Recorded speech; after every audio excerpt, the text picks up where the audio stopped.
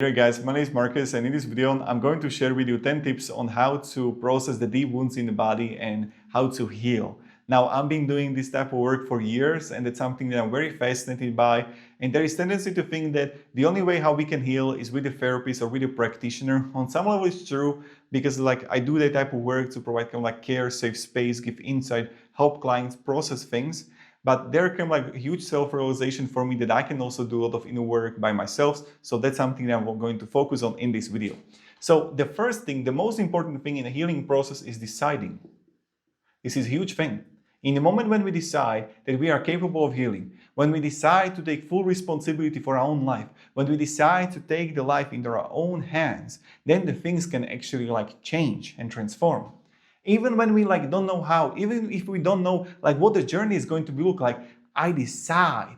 And let's just sense the switch in the energy when we decide to do things differently. The next thing is freedom. So many times we think is that we have to control things to for them to be processed for release. Now, I always speak in a kind of comparison when, let's say I would be a woman and I would be like a mother and there will be a crying child.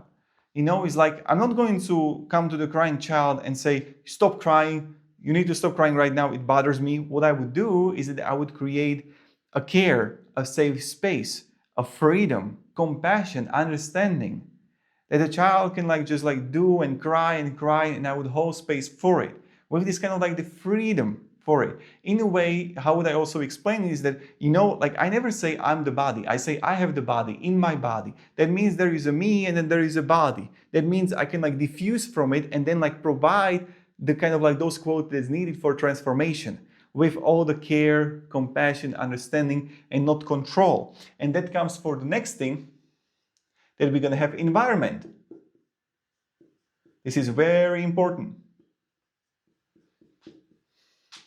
As the gardener doesn't make the plant grow, the gardener creates environment for the flower to blossom, for the plant to grow. With the soil, with the sun, with the position, with the watering, with taking care of it, and then the plant can grow. This is the same thing in healing. In the moment when I care more about sleep, what kind of thing I eat, how I exercise, and that's combination with the deciding, then I'm going to actually have more energy for healing. But if I'm going to be until 1 a.m. on TikTok and playing video games, then, and let's say in the morning I want to meditate and start to do the inner work, it's not really possible, only because it's I'll be very tired and I'll be falling asleep. So what many times happens is that when people want to do this type of work and it's okay, I'm going to right now do the half an hour of just sensing the body, things like that, but they start falling asleep. It's only because actually the body is tired because it's not being fully slept. And that's something that I very much focus on is how can I create environment for better processing of the wounds? And that's also very important, because if I will be very sleep deprived, it's hard to heal. The next thing, the fourth thing, is resistance. This is huge.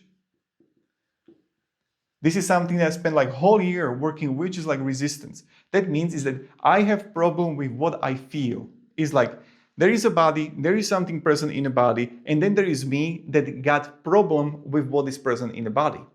And that means is that it can really be released because I create connection with it and I support it with my attention by having problem with that. Does it make sense?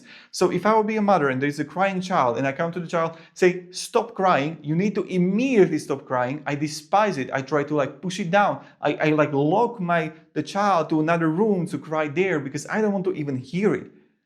But the child never transforms and releases the things that needs to be processed and released. And these things applies. It just stays there. And I can see that even people talking about it, when they talk, they don't like that it's present. But again, it's not going to then be processed if we have resistance, because we actually lock it within ourselves. We are blocking the way for the process to go. The five thing are stories. This is also huge.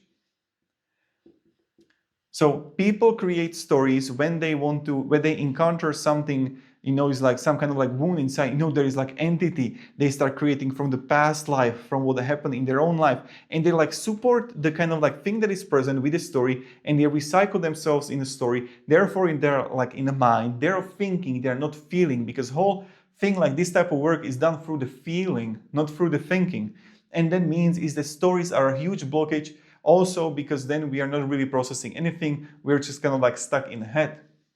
The next thing that is like also very important, that it takes time.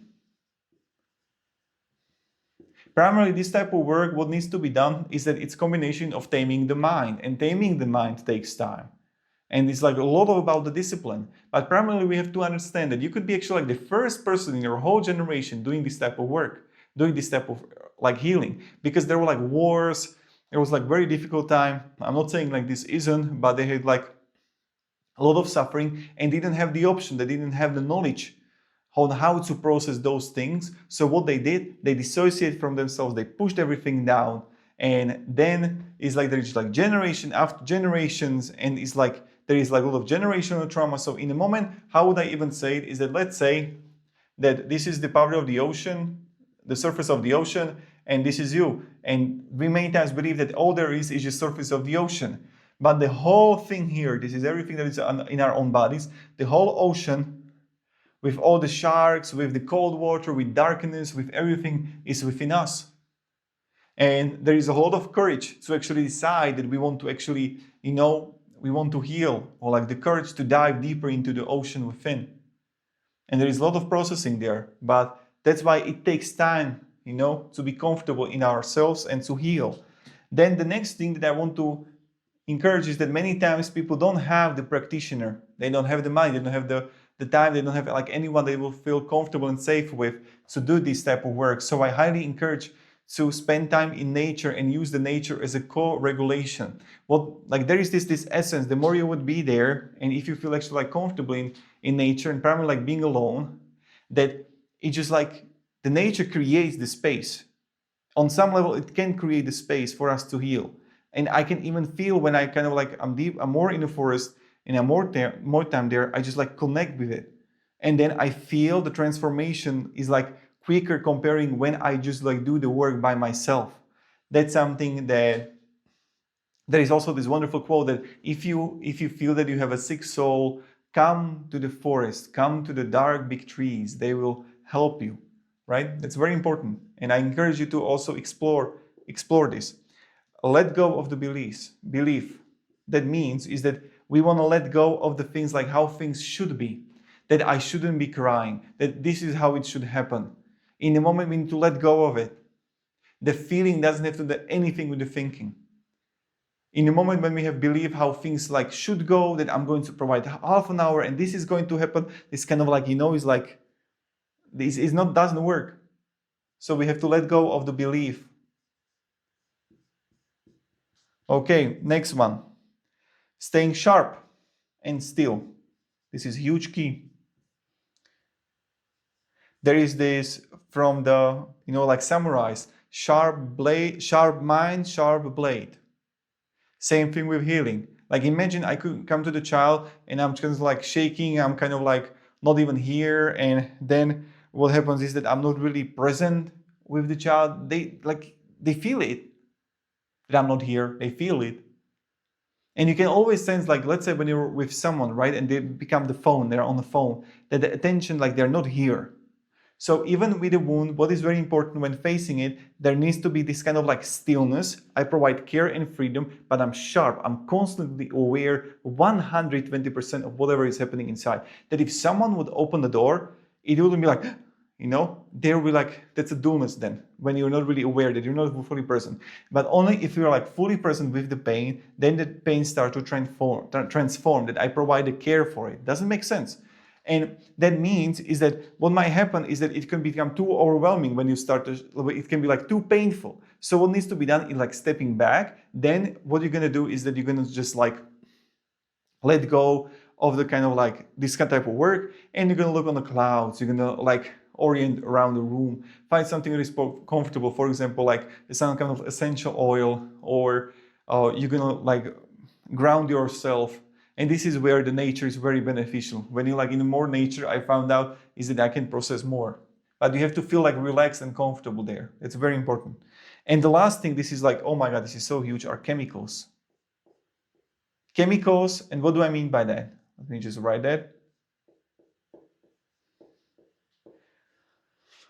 Chemicals means is that whatever is present And primarily like all the dopamine, TV show, movies, games, music, pornography, radio, I don't know, like that's like primarily like the cheap dopamine that completely disrupts the system.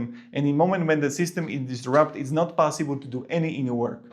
And I mean it. Like I've been testing it out so much. The cheap dopamine release always disrupts the system because it's not natural for the body to have such a quick amount of dopamine release. Then what it actually happens is that it takes time for to go to the baseline, and from the baseline you can actually transform things. But what actually happens is that people like escape to constantly meeting others because it's a release of oxytocin. They constantly, like for example, are in the gym or working because it releases, for example, endorphins, or they have like, I don't know, addiction to alcohol or cigarettes because it releases something. And then you will see is that we're just like whole society addicted to release of chemicals. And then what actually happens is that when we have the release of chemicals, then we are unable to process anything. Only because first those chemicals need to be processed first, quieted down, and then we can like look deeper within, if it makes sense. So that's how it works from my own experience. Because it's like if, for example, I'm after the gym, I can't really do any work. It's hard.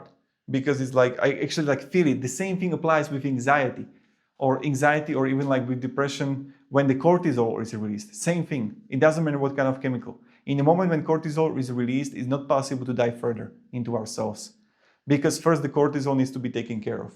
And then you will see, this is why people always escape, because in the moment when they're like withdrawal, they stay, for example, they have the baseline, they start to feel the suffering. They automatically start to feel like the body comes with the stuff that needs to be processed, that everything got pushed down. But we run away from it again. And that's pretty much it. So I hope this video was beneficial and helpful. Thank you very much for watching. And if you can have any questions, guys, let me down below in the comments, and have a great day and goodbye.